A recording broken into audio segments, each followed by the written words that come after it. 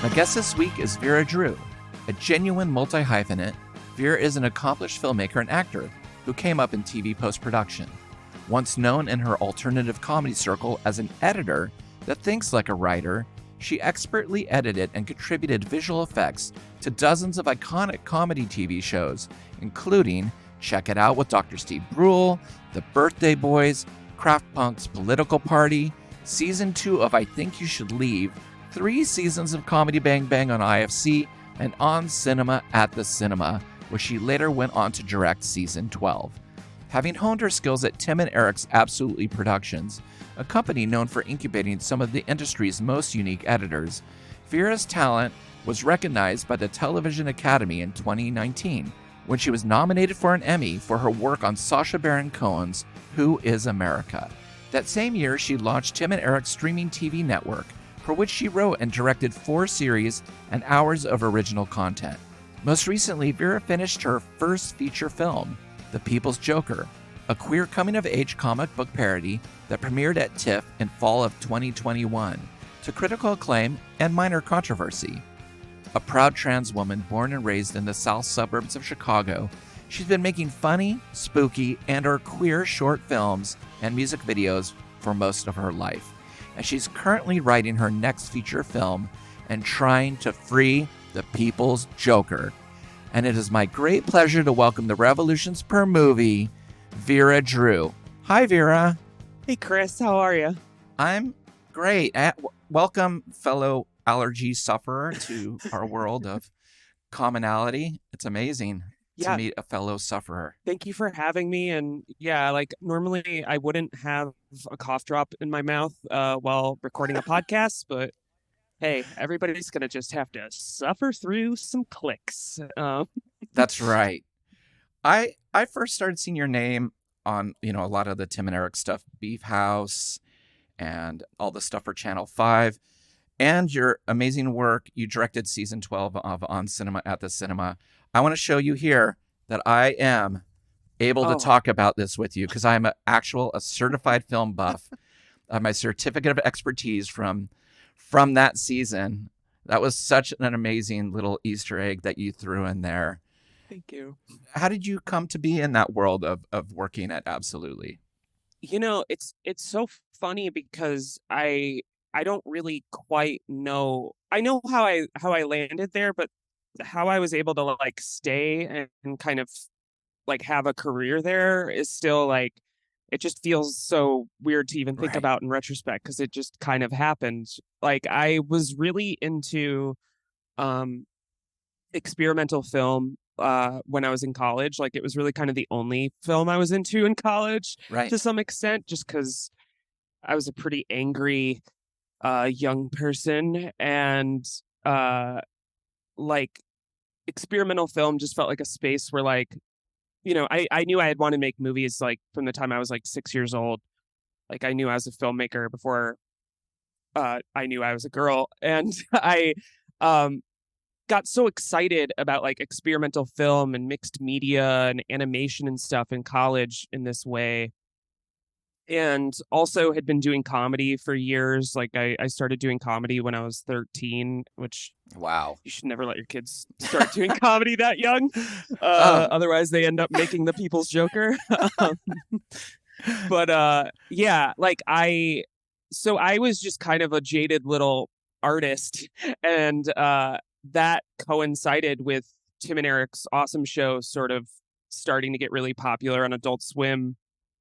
And sort of discovering that was like, oh my God, like, so there's people doing all this experimental, like video art stuff, but on this, like with fart jokes and like goo and, weird dad humor and like song and very like authentic style parodies. Like it kind of was just this flash of inspiration for me because I saw genre and experimentation and comedy all kind of rolled into one. Right. And I hated film school. Like I did not. I mean, I enjoyed having access to film equipment. Sure. But I mostly learned how to roll joints there. And like, I was, as like my graduation date kind of was encroaching, I thankfully got into like an internship program just because, you know, I had a few professors that appreciated how much of like a freak weirdo I was, and Yeah. were like, okay, let's send her to LA. And I quickly realized like I don't even know what an internship is, let alone like where I would want to have one. So I just called, I Google searched Absolutely Productions and found a phone number, got on the phone with a guy named John Roig, who was a production assistant there and now is one of the executive producers at Adult Swim. He was a producer on Decker as well. Mm-hmm.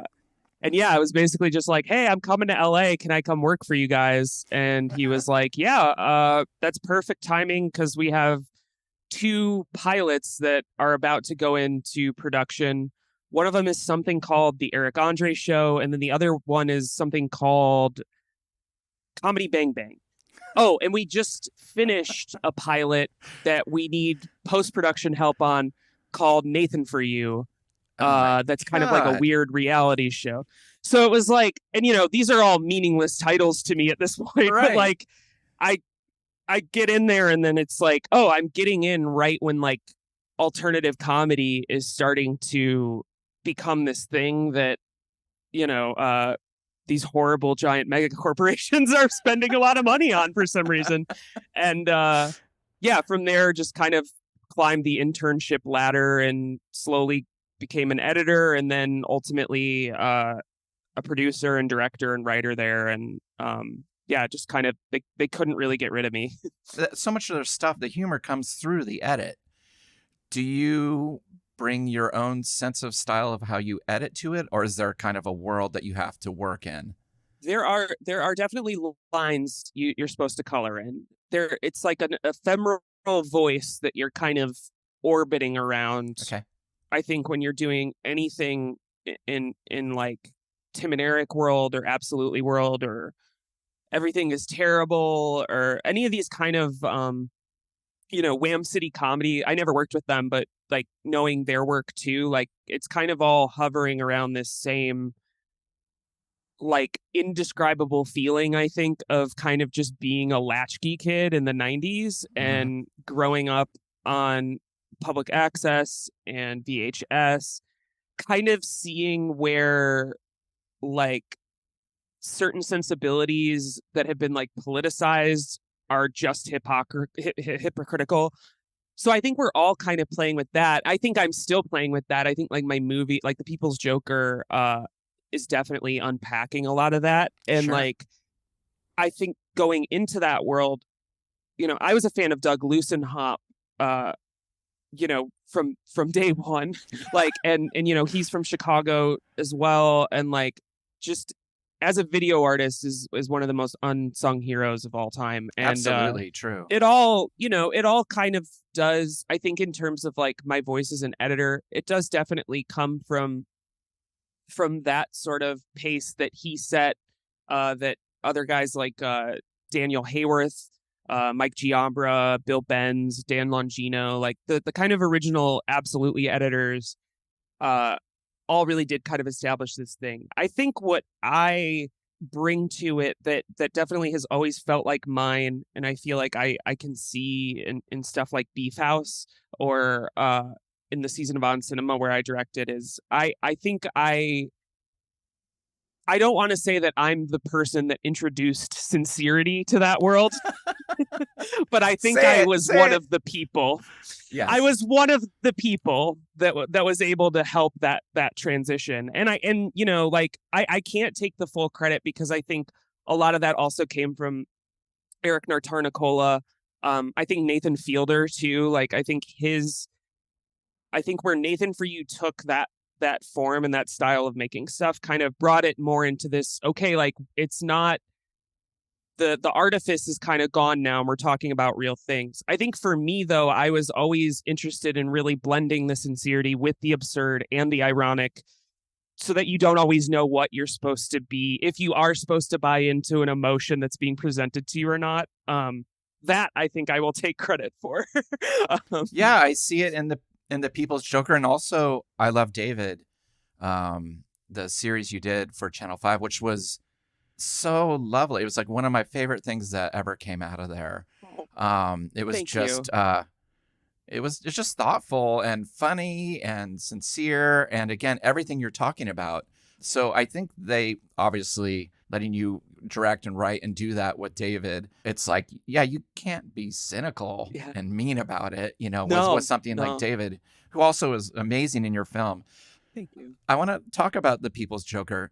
It is incredible. Oh, thank you. I haven't seen anything like this, and it seems like it's finding an audience. Can you talk a bit about the genesis of it and kind of clue people in on it who haven't been following the story?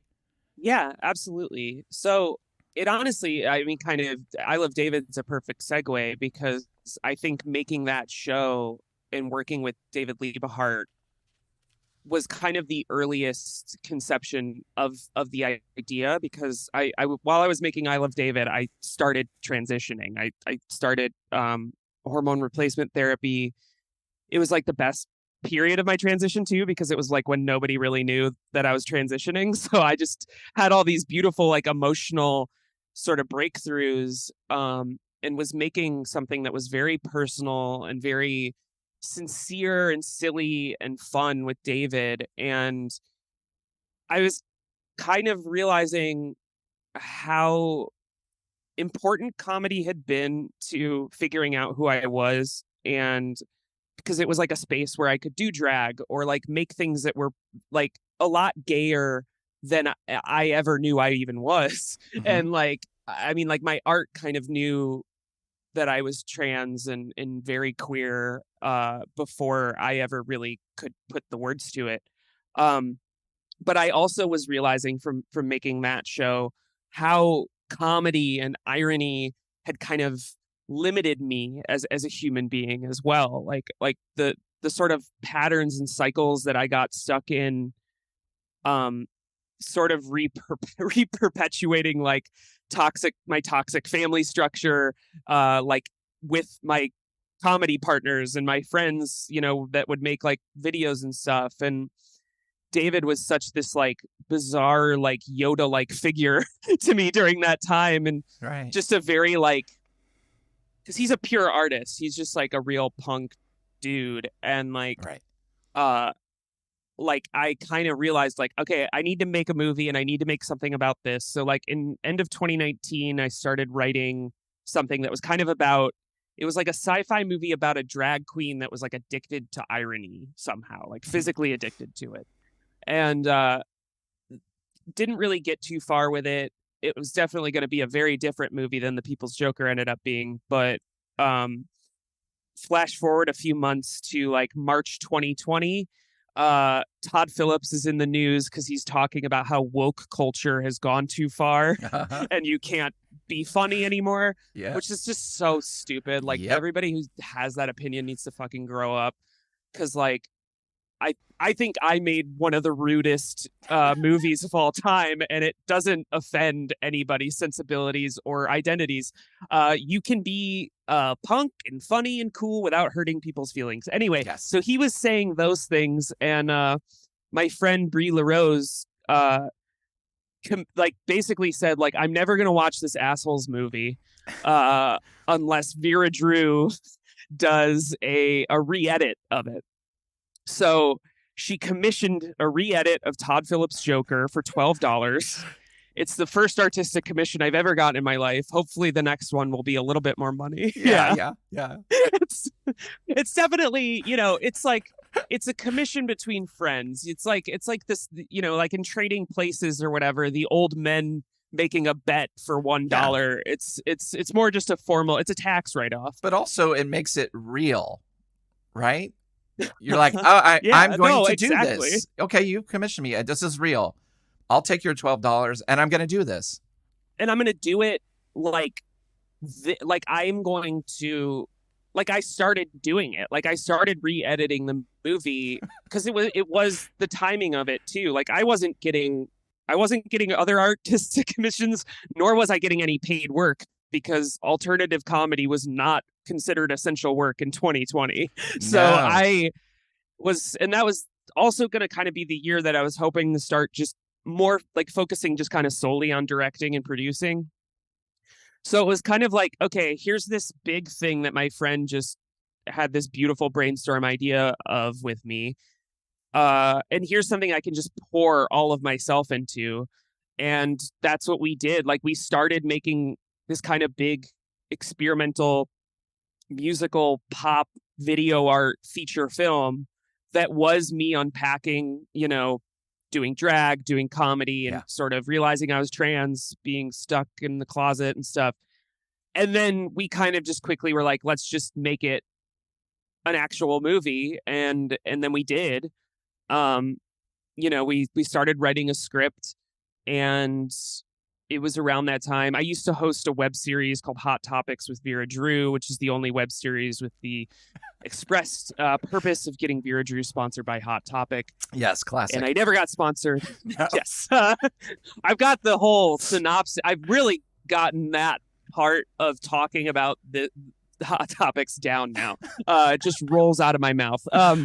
But yeah, I was trying to get sponsored by Hot Topic by making this sort of web series, and I used that as sort of this platform to announce to everybody, hey, I did all this stuff with Tim and Eric and have been around for a while. I want to use what I've learned to make a movie for the first time, because I've wanted to do that my whole life, and it feels like the world is ending, so let's do it. Who wants to make a gay Batman movie with me? I remember seeing you at, an open call for artists, voiceover people, animators to collaborate on this. And I just thought that was amazing. Did you assign parts of the project to different people who had different skills?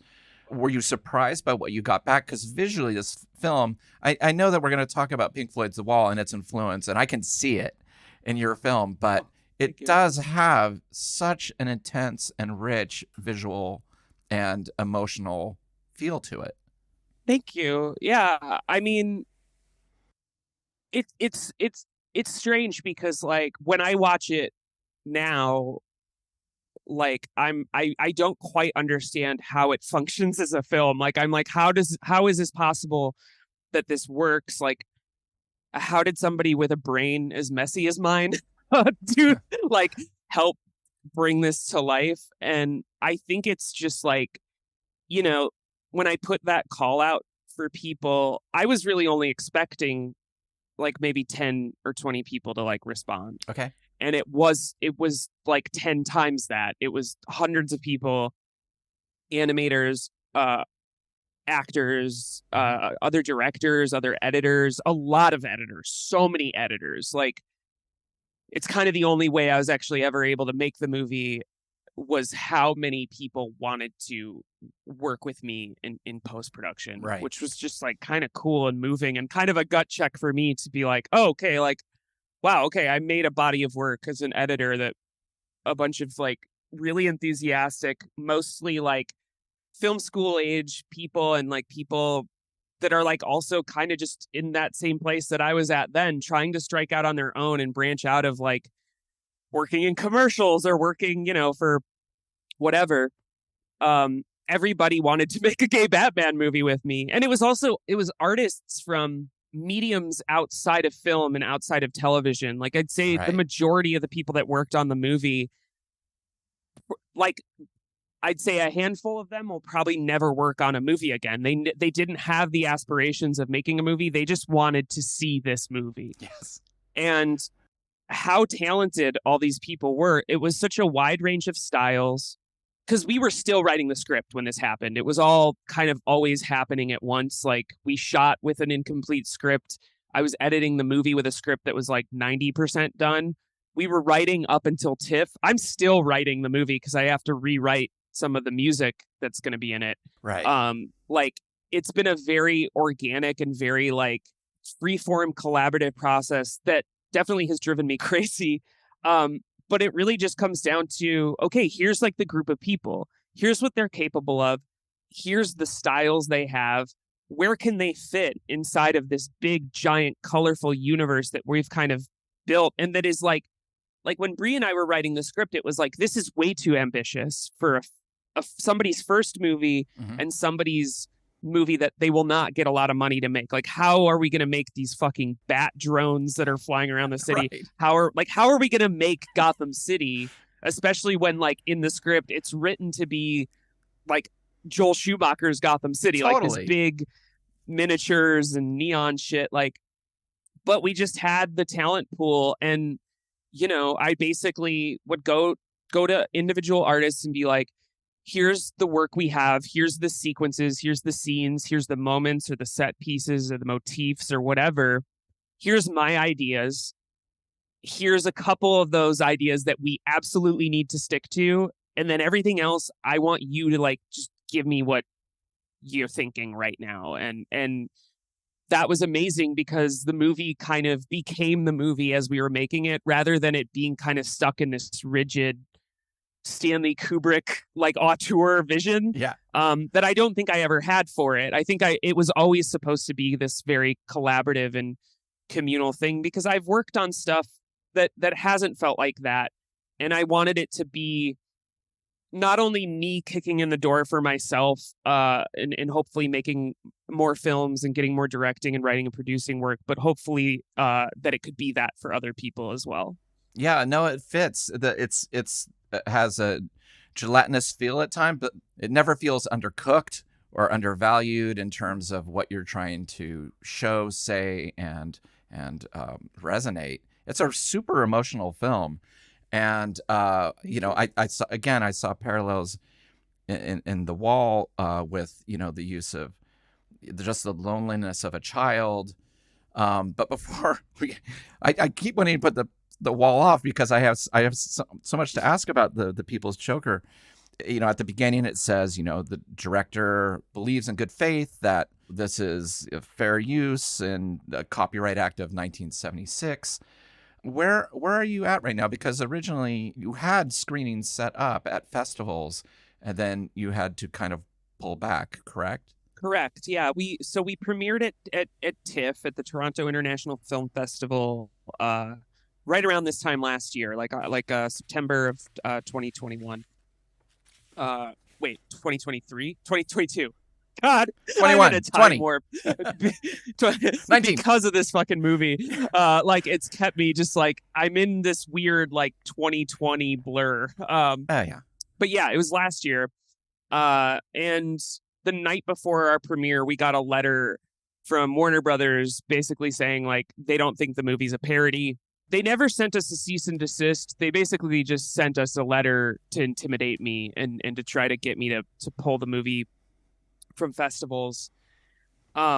Thankfully, Toronto, like TIFF, they went to bat for us. Like they were like, amazing.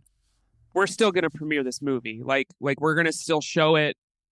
They negotiated, like we technically got permission from the head of Warner Brothers in Canada to screen the movie at Toronto. So thankfully they went to bat for us. And then, we had this screening. It was the best screening we've had of the movie. Every joke landed. People were dancing. It was fucking crazy. Like it was so just cool. the most trans people ever. It was crazy. Like it was really awesome. And then the next day the movie went viral because word got out about what had happened with Warner Brothers.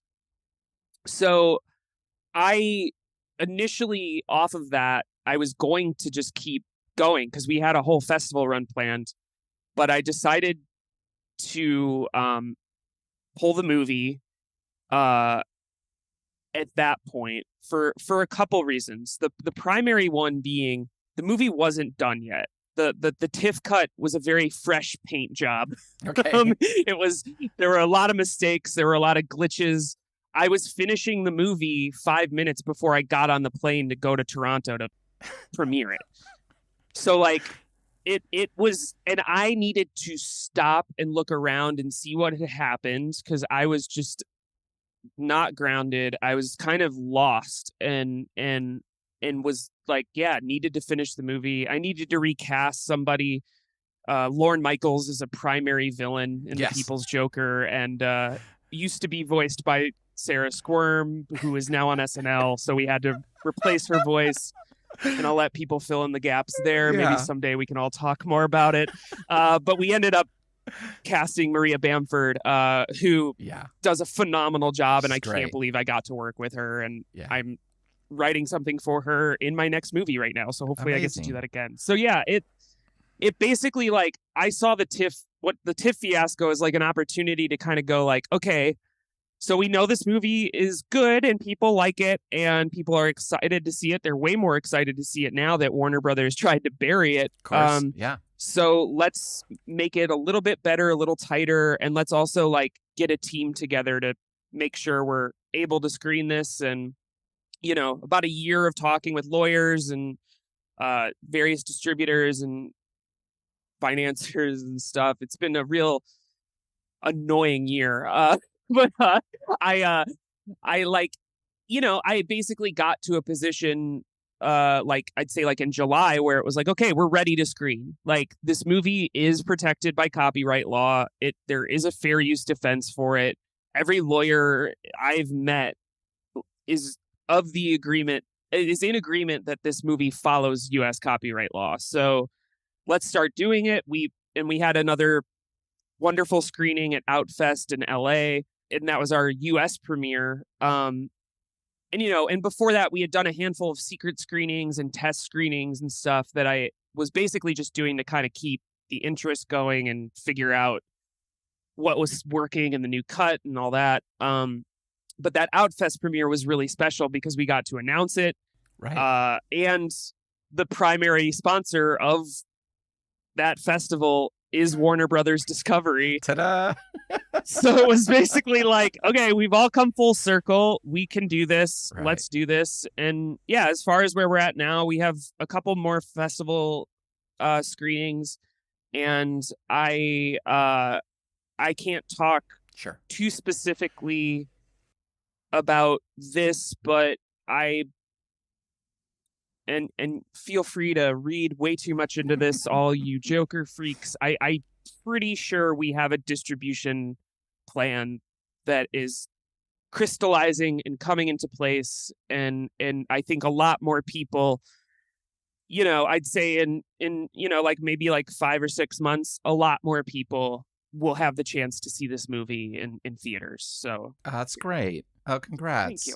I mean, what a long road. I've always been obsessed with copyright law, like, bands like Negative Land, or Oh, even yeah. Eric Andre made that album that was just taking, it's just flat out. This is all stolen stuff. But it's like they're making their own stuff and they're commenting on culture and themselves. And I just hope that there might be a little bit more chance that this kind of work could happen. Of course, you want to be able to tell your story, but I think it was amazing to tell it through like the DC world, Thank you. and I'm not even a comics person. No, I mean, this movie's for people like you. I mean, like, it's funny because I am a comics person.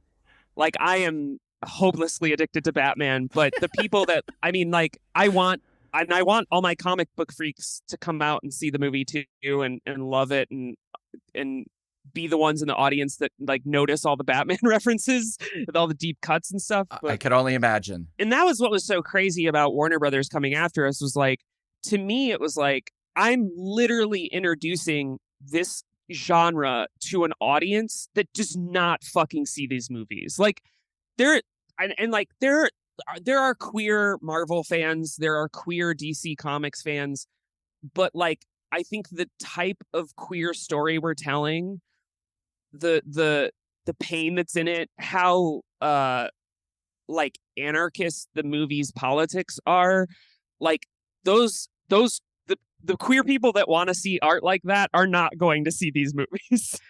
And to me, like, like Negative Land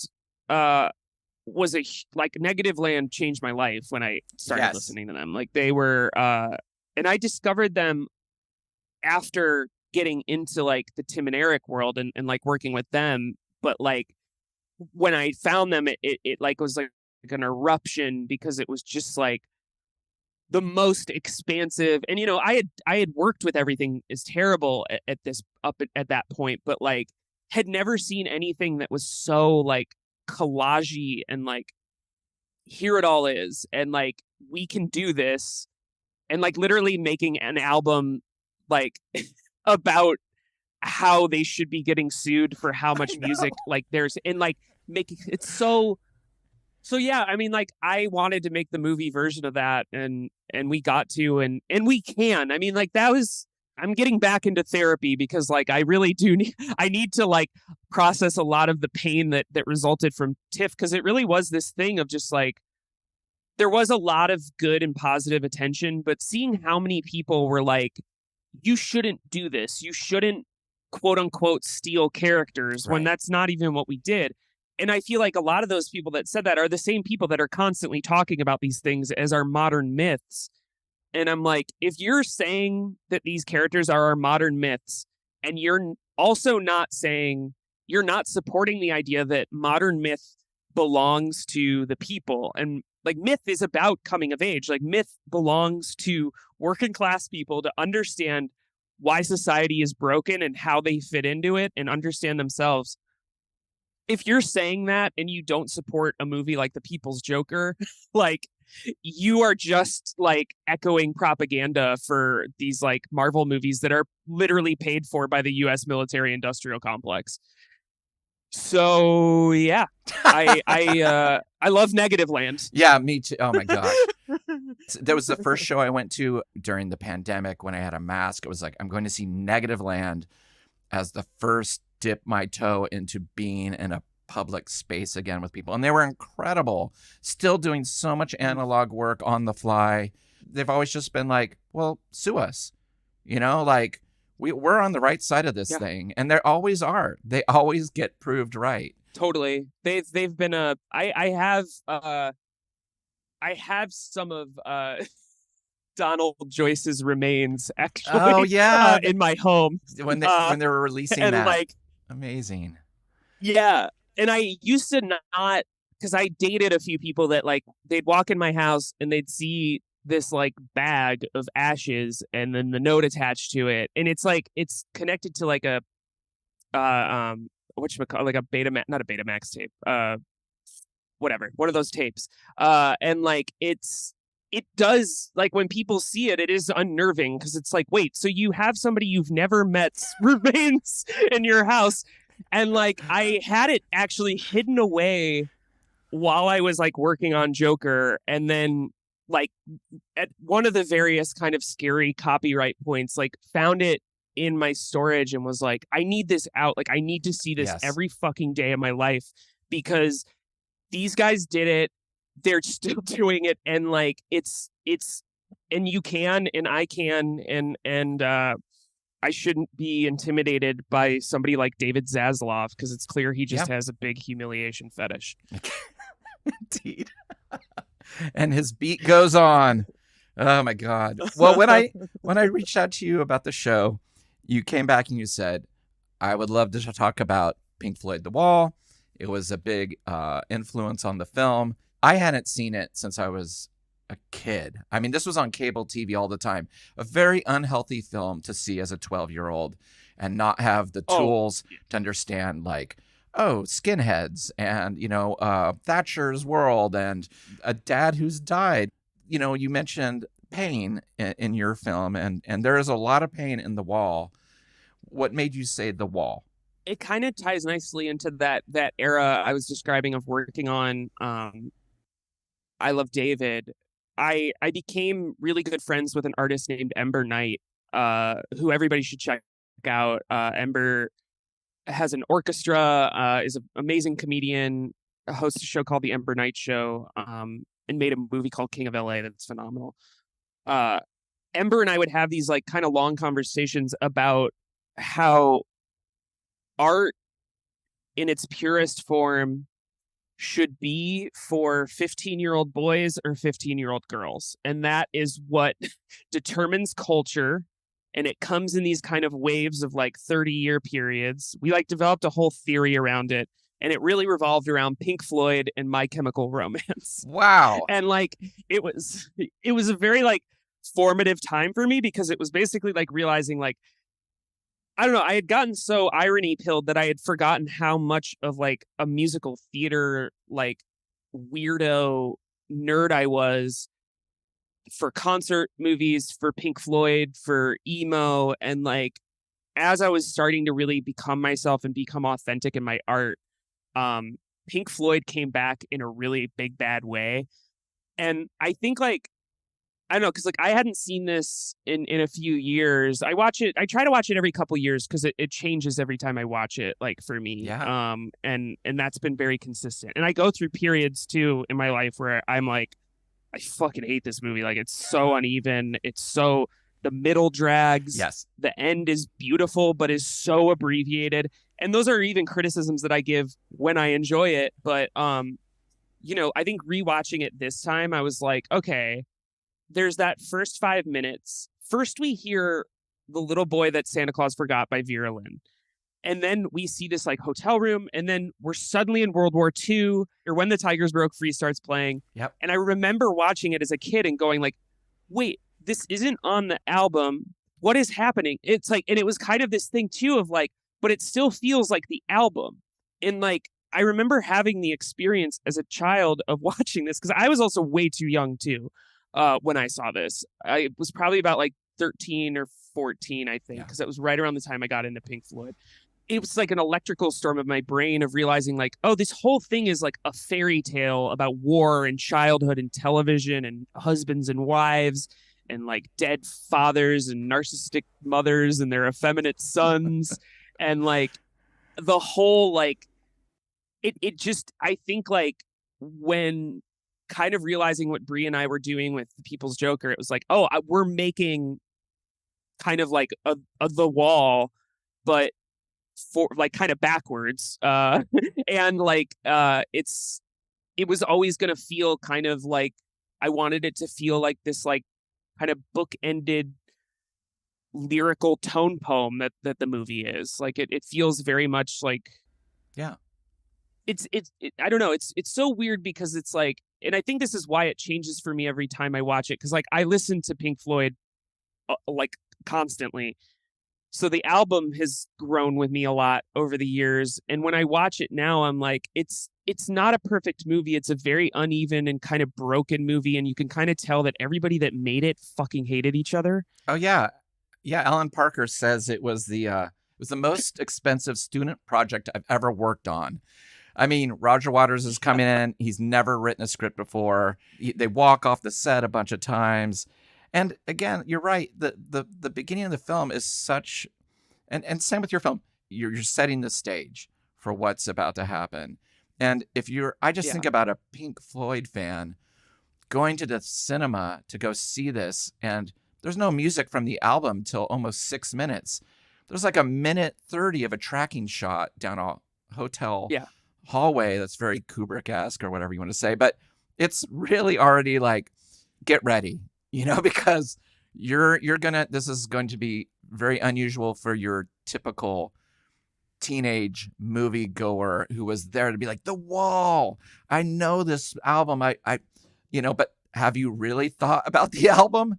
On that level, it is almost more about the album than the album itself. Since like the movie does just seem to be about all these guys getting divorces and all these guys like kind of like really grappling with basically like being just the biggest band in the world. Right. And like, I don't know, like watching it this time, I was like, oh my God, these guys fucking hate punk music so much. Like they hate punks. It's like, it feels like it's about kind of like, yeah, oh, cool. You guys are all angry and you're all anti-war. You're all anti-everything. Like, yeah, well, we were fucking making music like 30 years ago with a guy who currently is like literally insane. Yeah. And like, we've been doing this forever and they're very fucking angry about it. And like, they are fucking with Pink Floyd fans. It's like the Twin Peaks of the Return to Pink Floyd's The Wall, the album, or something, where it forces you to deconstruct it as you're watching it, and it's really uncomfortable to kind of do, especially if you do love this music and in kind of this like blinded way. Are there parallels between The People's Joker and The Wall thematically? Yeah, I mean, I think that's more so than any of the other because there were a lot of influences on the People's Joker that weren't comic book movies.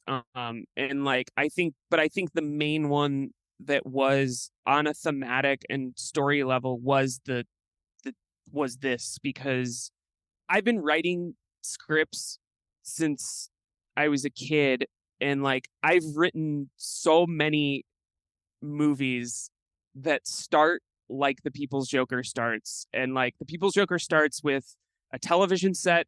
You're slowly pushing in on it. You're kind of cycling through the news and like the media landscape and this like fucked up version of the DCU. And then it cuts to like a television show being produced and this like big like protest happening outside and police and violence and like kind of just like society collapsing all around this like one person having like kind of an identity crisis. And like it's yeah, it was always kind of in the DNA of the project. And I think the animation itself too was just aesthetically something that I think I've been kind of in the last couple years have started, because like I've been animating since college. Like because it's animating is the hardest form of filmmaking, and animators are the most unsung heroes ever. And like, but it also it's the only version of filmmaking where if you are animating on your own, you get to like really have your own singular vision. It can look as close to your inside of your head as possible. And the way the animation's used in this movie with like all the morphs and it kind of goes back to that like thing I was talking about with my friend Ember, where it's like it's so heavy-handed. Like there's this part where like the mother character is flying in, like an animated version of her is flying in as a plane, and then she is screaming her son's name. She morphs into a flying vagina that swallows him up, and then that flying vagina morphs into a mother cradling her baby, and then that morphs into the wall unraveling and the adult man is there. And it's like it's the most beat you over the head, absolutely, like obtuse filmmaking you will ever see in your life. And that's why it works. And like I think that was a big thing too for the movie, like both thematic and then that kind of like heavy-handed on the nose. And I don't know, like the People's Joker is really about somebody's inner child kind of being healed. And like, I think like there's a very complicated mom story in the movie. Like I really wanted to make something that was an accurate portrayal of like trans daughters and you know, my generation of trans daughters and their moms and kind of what it was like growing up in the Midwest during like Bush era politics and all that stuff. I mean, that's why that like I got into Pink Floyd when I was a kid, was because I was like, oh my God, like everything sucks and my mom is mean. Like it's then like, I don't know, like seeing this movie then as a child, it was the first mixed media movie that I saw that wasn't Who Framed Roger Rabbit. Right. And it was like, oh, you can use these powers for evil too. You can like really like talk about these heavy things and like be an artistic adult and make like a serious version of Roger Rabbit. And Bob Hoskins is in this as well. Like it's it really was an expansive moment for me watching this.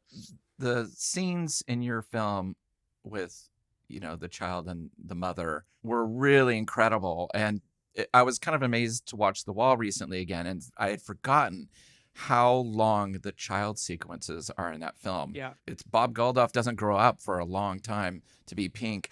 Had you had any experience with directing kids before? Because the actor, I don't know the actor's name in the film, but they were incredible. Thank you.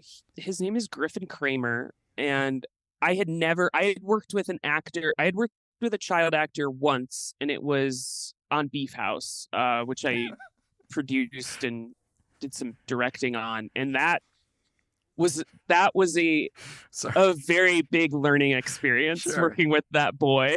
And he was very good too. Like I think his name was Cannon, the kid from Beef House. That's such a good child actor name, Cannon. Oh, you know, like I hope his parents aren't listening, but the most child actor family I've ever met in my life. Like it was some of the funniest conversations I had on set were with Cannon's mom. And Cannon is like a pro. Like Mhm. Cannon is a real actor and like gave different reads for every line, like really brought stuff to the table. And then, but also like is a kid.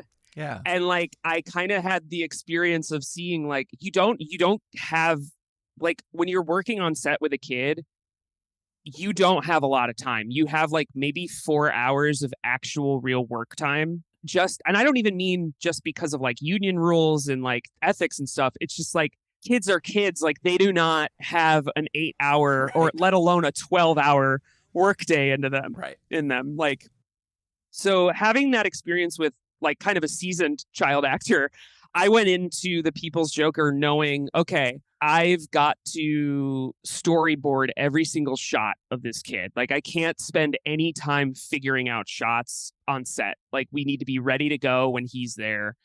And thank God, you know, because Griffin came on board like literally 3 days before we were supposed to shoot. We Oh, had wow. somebody else cast, but his dad went fucking nuts with COVID, like with the COVID Oh, stuff, shit. and like packed up the family and left without telling us. And it was like kind of this thing of like, well, I can't even be mad at this person because it's just like I totally get it. Like I'm making a movie during pre-vax COVID and asking him to bring his son to come hang out in a Yeah. warehouse in Glendale with a Come bunch of on. like fucking ex-addict artists and shit. Like, I mean, so like it like in Griffin, I don't even remember how we found him, but it was just like he was perfect. And you know, there was a lot that he was able to do and a lot that I was just like, you know, let's just see what he can do and kind of keep our expectations low.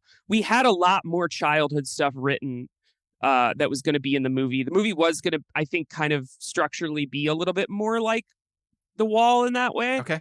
But we kind of ended up abandoning it just because we didn't get all the footage, and it was also at a certain point, and I think it's part of why this movie doesn't work, is like it's like you want to see this main character heal this part and like not spend so much time just kind of looking at a sad, doughy-eyed boy getting yelled at and controlled by his parents.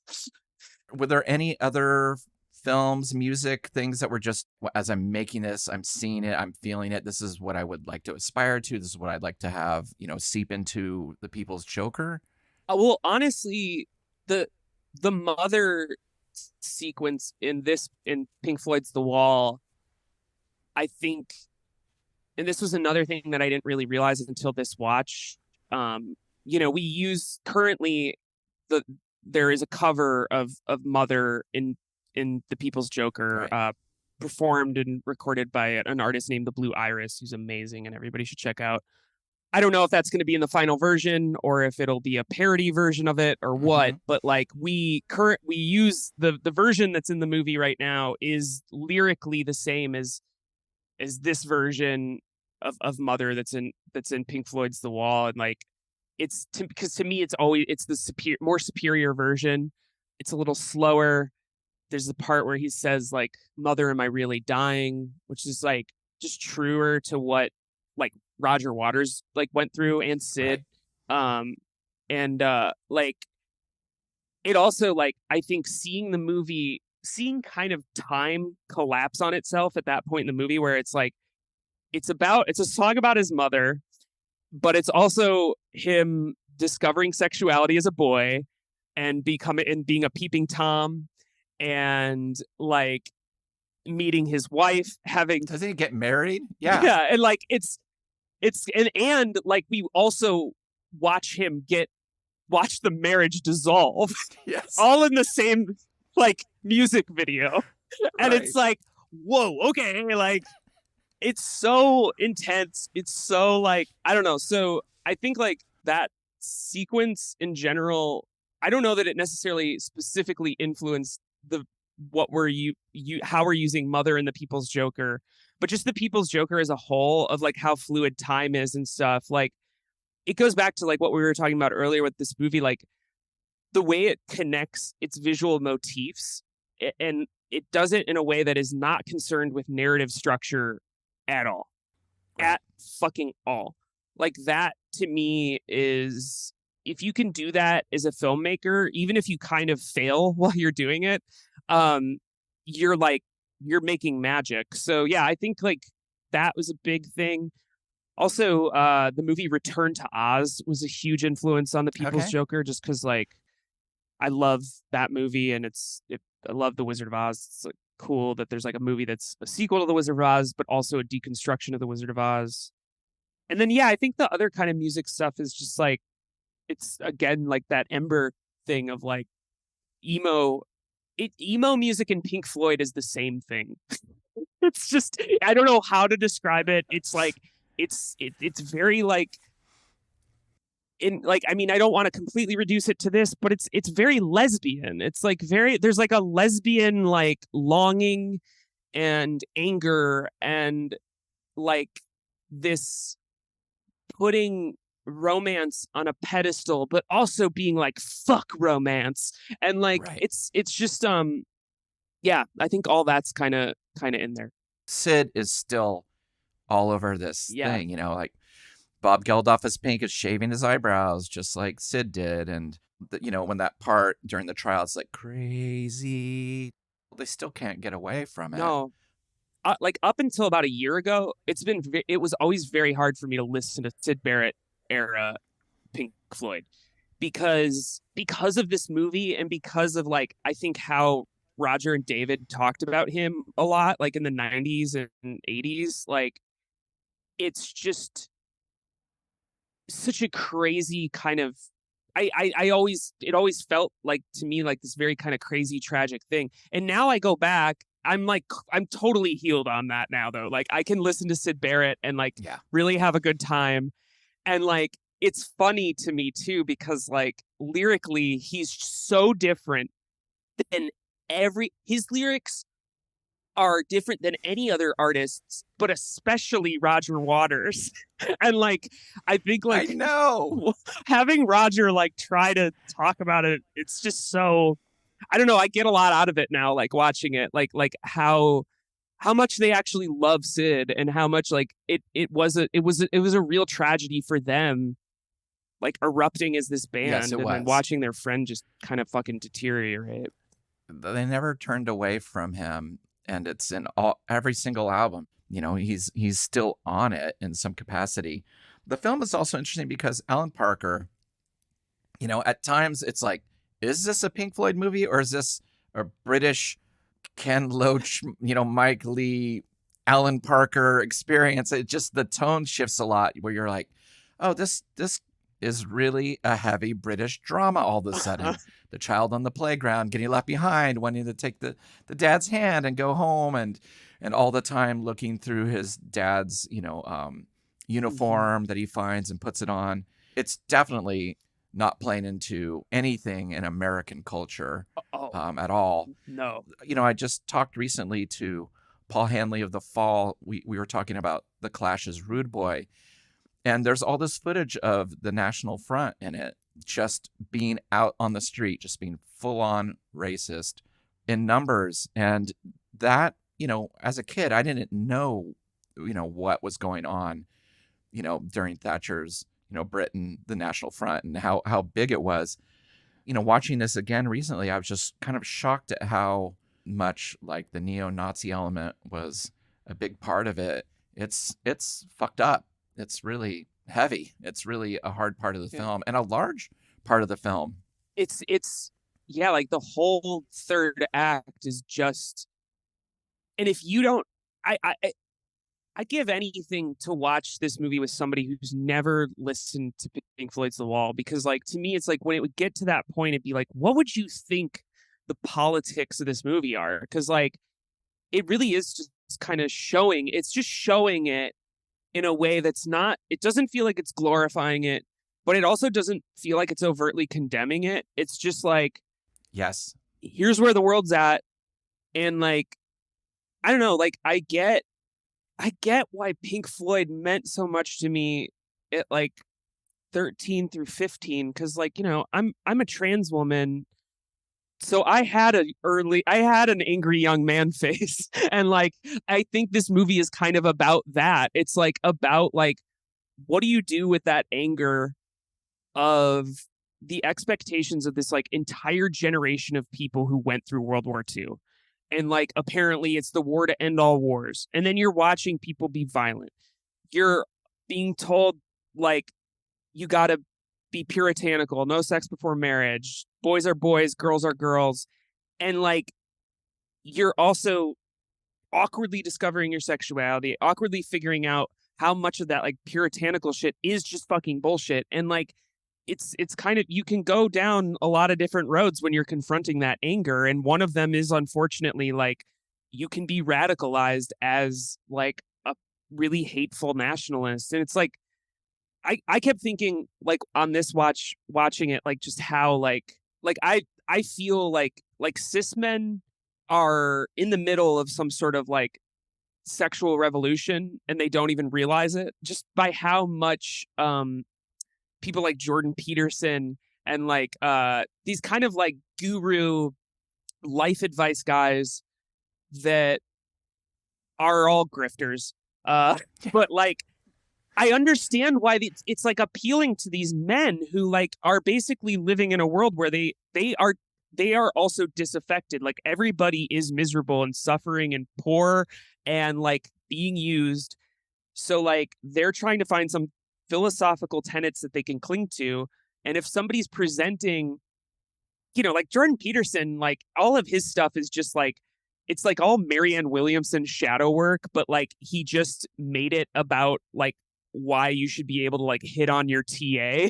And like it's all kind of useful advice, but it's being used to embody and embolden patriarchy. And like I can't wait till men have like a real channel for the kind of anger that's in this movie, because not everybody can be Roger Waters and Right. make this album. Like thank God Roger Waters can make music like so that he doesn't, I mean he's talking about politics all the time, but imagine how politically dangerous that mind would be if he wasn't a creative. Hear me out. What about Jordan Peterson's The Wall? Oh, that, I mean, that you want to talk about electrical storm in my brain. That might be my next movie. There you go. There you go. All I want is $12. Yeah, it was funny. I was watching this documentary that was made at the time when they were shooting it. Really weird film, like trying to, share with people what this film is going to be.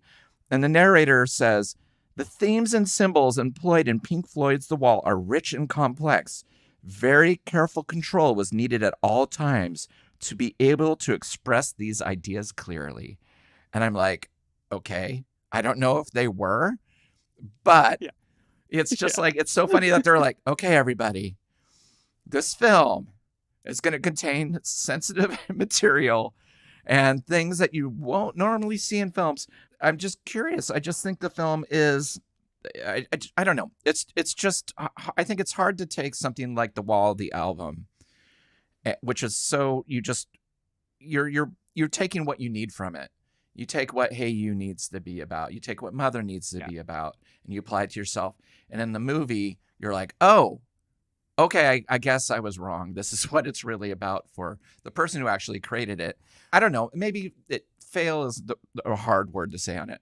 But it is a different experience to like, see it over the years. And just, I mean, when I had the video store, this film never went out. It was so funny. People were just over it. They'd seen it. They'd lived it. They were like, I do not want to watch The Wall. Yeah. And I had like some of the vibe. weirdest, most transgressive, weirdest, interesting stuff in the world at that store. And people were like, I'm going to watch the Henry Rollins, Lydia Lunch, Richard Kern thing. But The Wall, forget it. You're like, all right. It's, it's interesting because like I remember my guitar teacher, because when I was getting into Pink Floyd, I was also learning how to play guitar.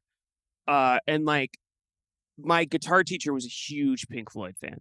He helped me tab out like all of pretty much all of both discs of The Wall. And like, Wow. I remember when we finished, like I went back and I was like, so now I'm going to watch the movie. And he was like, you should not watch the movie. And I was like, why? And he's like, you just should not watch the movie. It'll ruin all of the imagery in your head with this album. And like, for me, it was this moment where like, I kind of realized like, I don't know if I consume music in a way where something like that could be ruined for me. Like, I just don't know, because like, I think it's like you're saying, like the feelings that came from just listening to the album and like the things that I was resonating with, like they weren't really clouded by like specificity or like, and like, I think getting into Pink Floyd, I also really got into the history of Pink Floyd as I was like consuming it and like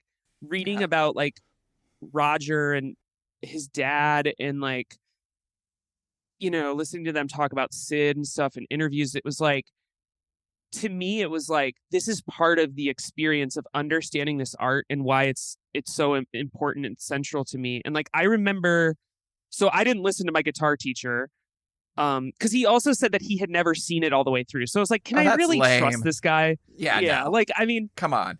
So I went home and this was before torrents. I mean, I'm sure torrents existed, but I downloaded it on something called Kazaa, and I watched it, and my reaction was like, this is the most mid movie I've ever seen. like on that first watch, it was just like, what?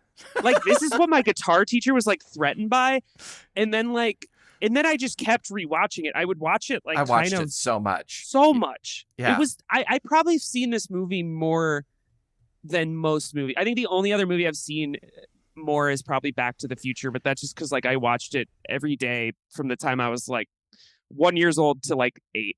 So I'll never beat that. But like, this was always on, and like, it was such a gradual process of like, I think it kind of resonating with me, like in that same way that the album did the first time, but it really never ruined anything for me. Like I can still listen to the album and I don't see this movie in my head when I'm listening to it. No, me either. I just am feeling what I'm feeling. And it's like, this is just a different thing. Yeah. Now, if you could create a new sequence for Pink Floyd, The Wall, what would you, is there something you would want to put in? Okay. I'm not going to answer that question, but instead, I'm sorry. That's great. I have such ADHD, and I am such a fucking like asshole Q&A person now at this point. But I only do this because like when I saw this movie as a kid, I was like, okay, and now I will make a movie version of the final cut that will be a sequel to The Wall and a more and like be like kind of a thing. Like I really, that's amazing. I love the final cut as an album, and I did too. It's so funny. It's another thing of like, I can't imagine as a Pink Floyd fan going to that album with any expectation that it's going to be a follow-up to The Wall. I'm glad I didn't have that when I went in, because it was just that thing of like, oh, this is just like a weird, beautiful fairy tale about loss and kind of understanding yourself through loss, and how that isn't that useful as an artist up until a certain point. So yeah, I think I would want to make a final cut movie. And so Roger, if you're listening, hit me up. And let me use Mother and the People's Choker. I think, I would love to see either Jordan Peterson's The Wall or the Final Cut movie. I think both those, I think you and Roger Waters could have a pretty good thing going. I smell a lot of money too. You know, I just oh sure. If only for the hate watching that would result from, exactly. from Vera Drew's The Final Cut. I mean, like, it's because it's still like I'm on a text thread that is just a Pink Floyd chat, and it's me and just a bunch of men, of course. But I like, I'm the only one in that chat that is a Roger Waters apologist. Everybody else is a very big David Gilmour fan. Right. And it's been but it's been good for all of us because I think I've really helped them all realize like, no, like part of appreciating Roger is that like he's Roger. Yeah. He's kind of like, he's very obtuse and he's very like, he's very emotional, and it's like very intense and like and dark and like sad and like sometimes it is so much that it's silly, but that's part of it. That's part of enjoying it. And they've taught me that like, yeah, like David's penis is his guitar, and that is what, and that is why it sounds that way, and I love him now. David's not going to write the trial. You know, that's not No. like David's not going to walk in and be like, "Hey, I have an idea for how we can wrap this up." You know, it's like, yeah, it's at this point, it's the Roger Waters show. It's like, just tell me what guitar, tell me where I need to do the solo, Roger. Tell me exactly. Like, okay, this song doesn't have a solo. Okay, I'm done. Great. I'll go home and I'll hang out with my wife. But yeah, I remember the album when it came out was also the most ambitious thing I'd ever heard in my young life. I just was like, there was a lot to unpack. And, you know, a lot to be creeped out by, and a lot to be haunted by, and a lot to get excited by. Have you seen him live do The Wall in the last few years? I haven't. I'm hoping I can make it happen at some point, because it's been a life dream, but it's just never worked out. And, you know, I'm especially bummed because, I mean, the real life dream would have been just to see them all play together again. It happened a few years ago, but like, I know that's probably never going to happen again now, just because like they both seem to, like, David and Roger, you know, it's God, I love this band so much. It's like really, like, I'm so glad we're having this conversation, because it just is always so nice for me to talk about Pink Floyd, because they mean so much to me. And like, I can't think of any other band that has as fraught of like a relationship and as confusing of a body of work, like, and like who owns the music, and like, you know, like God. Roger just did his own version of Dark Side of the Moon that has some pretty interesting stuff on it, and like it's so like, it's kind of hard being a Pink Floyd fan, because an aspect of it is you kind of have to acknowledge that these people all do not get along, and there's a lot of loss, and there's a lot of like, it's a toxic workplace. Every album was a toxic workplace. The Wall, probably the most toxic. Like, the final cut was more like, it was more so just Roger making a Roger Waters album, but with Pink Floyd production, which is why it's amazing. But like, you can feel how fraught that is. And it's, I think what's so fascinating about it to me is like, I've worked on hell shows, you know, like I edited a show for ABC Freeform that was like one of the worst job experiences I've ever had. Everybody on it was a nightmare. Mm-hmm. Like, I got just called names on that show, and you watch the show and I feel like you can tell that the people making it did not get along. Wow. And like, it's just not made with love. And like, but with Pink Floyd, it's like, it's made with love, and it's made with these very fraught, kind of almost like sibling level fractured relationships, and there's so much pain there. It's just so beautiful. Yeah. Like, as an artist, I just it endlessly inspires me. Usually in a relationship like that, you would think that people would check out artistically, but all the people playing on it are still bringing it. And I think that's what makes those Pink Floyd albums kind of, like you said, they are going through a lot as people with each other. But, you know, when Dave Gilmour has to step up and sing something that Roger's written, it's like, you believe it. Yeah.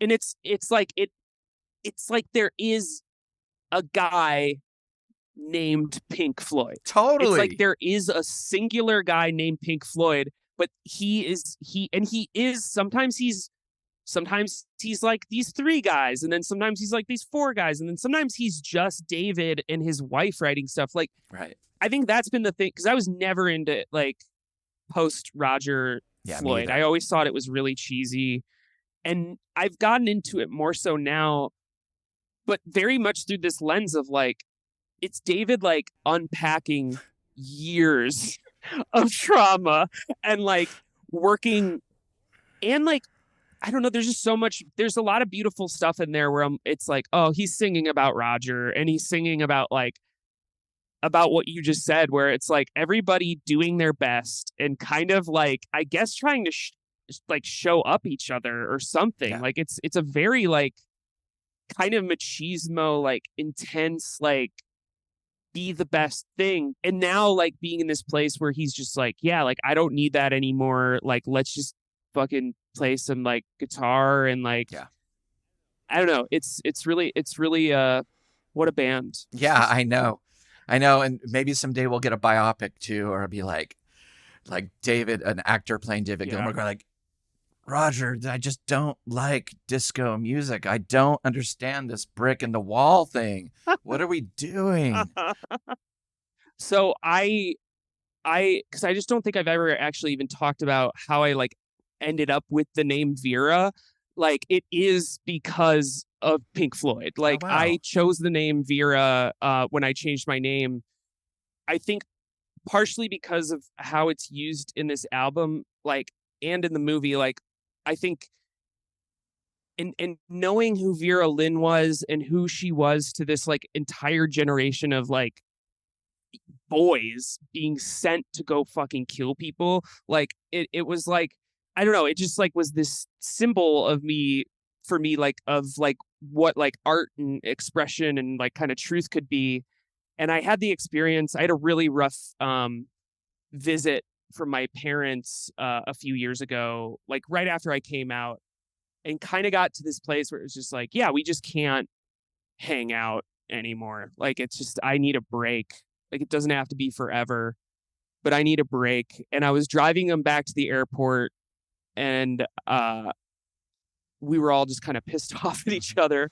And then We'll Meet Again by Vera Lynn came on like my Spotify shuffle, and it was just this moment of like kind of realizing all that shit that I just said, and like kind of being like, okay, this is my name. Like this is gonna be my name. And I don't know, it's fun. It's fun having a name that is just mostly an old lady name, because like I'll introduce myself to people and then they'll be like, oh, that's like my aunt's name, or like, oh, that's the weird lady that lives next door to me. And I'm like, yeah, that I'm Herb. My grandparents were Vay and Vern. So there you go. Totally. We don't have enough V names anymore. Like, gotta bring it back. the... Come on. Yeah. Let's do it. This has been amazing, Vera, and I'm just so glad to finally get to talk to you. The film's incredible, and I'm so glad it's going to get a wider release. I think it's going to blow people's mind, and I can't wait to see where you end up next, because everything, it's just been really great to watch where you started and where you're at now. So congratulations.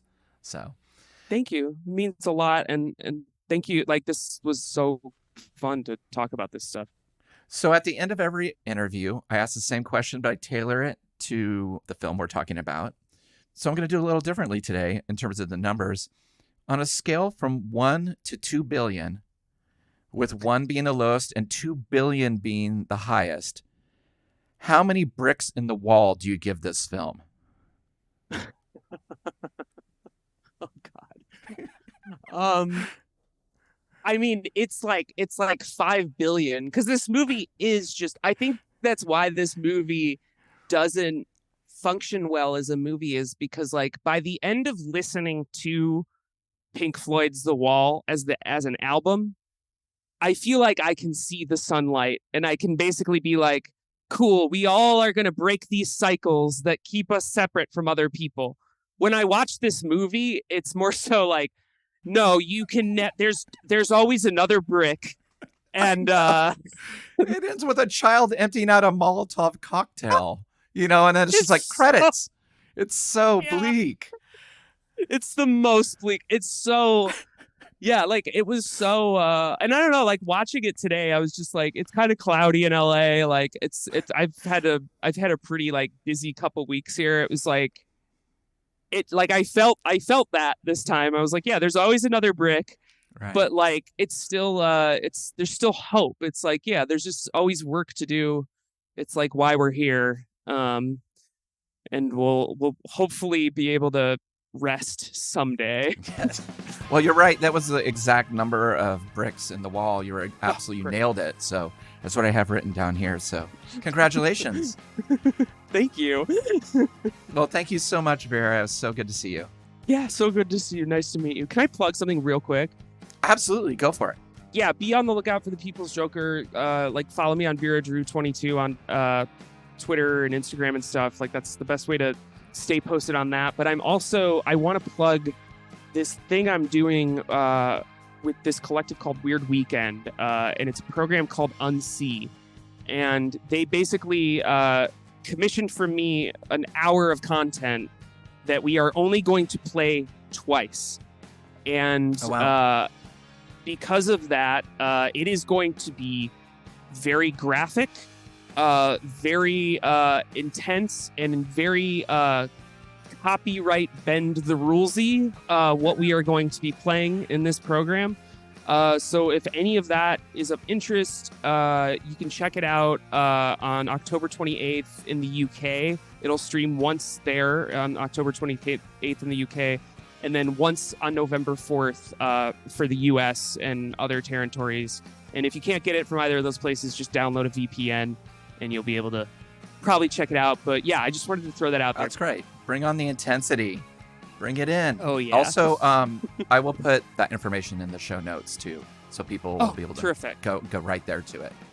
Well, thank you again. Cool. Thanks, Chris. So fun. Thank you for listening to Revolutions Per Movie. We release new episodes every Thursday, so be sure to search for the show on your favorite podcast app and subscribe to the show. And if you've enjoyed this, it would mean a lot to me if you would rate and review it as well.